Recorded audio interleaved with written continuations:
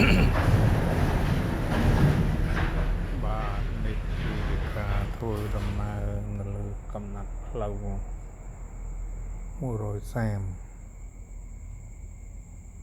នេះពេលល្ងាចម៉ោងព្រឹកម៉ោង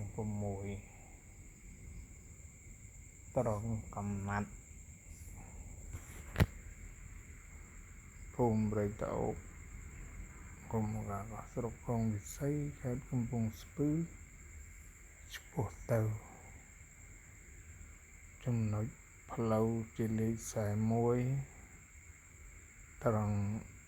គោលដៅភូមិអង្គមេត្រីឃុំរលាំងគ្រឿលស្រុកសំរោងទងខេត្តកំពង់ស្ពឺ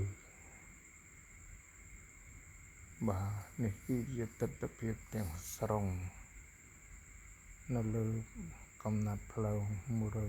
130ពេលល្ងាចពីឯផ្ទៃមេឃក៏បានបញ្ចេញពណ៌ក្រហមព្រឿង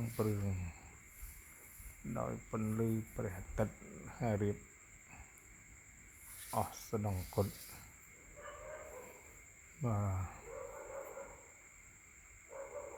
ទេសភាពស្រស់ស្អាតនៅតាមដងផ្លូវមានចរាចរណ៍មួយថ្ងៃនេះ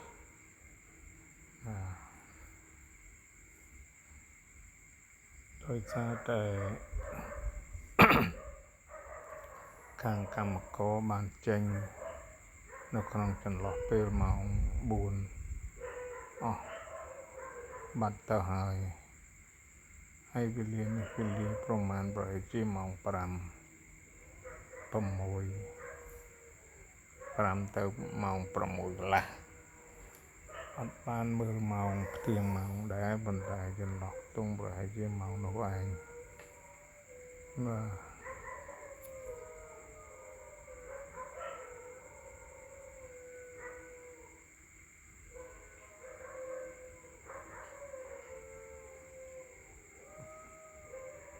បន្តិចទៀតនឹងដល់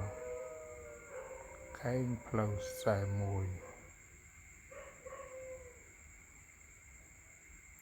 នេះផ្សារអង្គមេត្រីហៅផ្សារវត្តអង្គ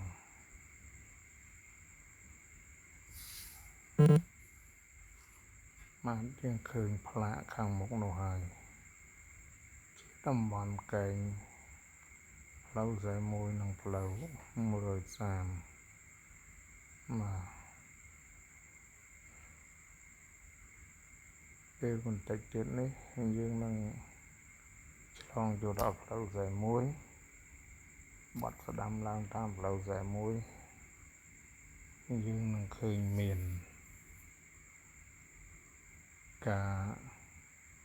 គ្រោះថ្នាក់ចរាចរណ៍មួយប៉ុន្តែចរាចរណ៍នោះមិនបណ្ដាលឲ្យមានគ្រោះថ្នាក់ដល់អាយុជីវិតមនុស្សឬក៏ទ្រព្យសម្បត្តិអ្នកដទៃទេគឺឡានកិច្ចទម្លាក់ប្រឡាយសុកចិត្តក្លាប់ខ្លួនឯងដោយទាំងដឹកដីពេញ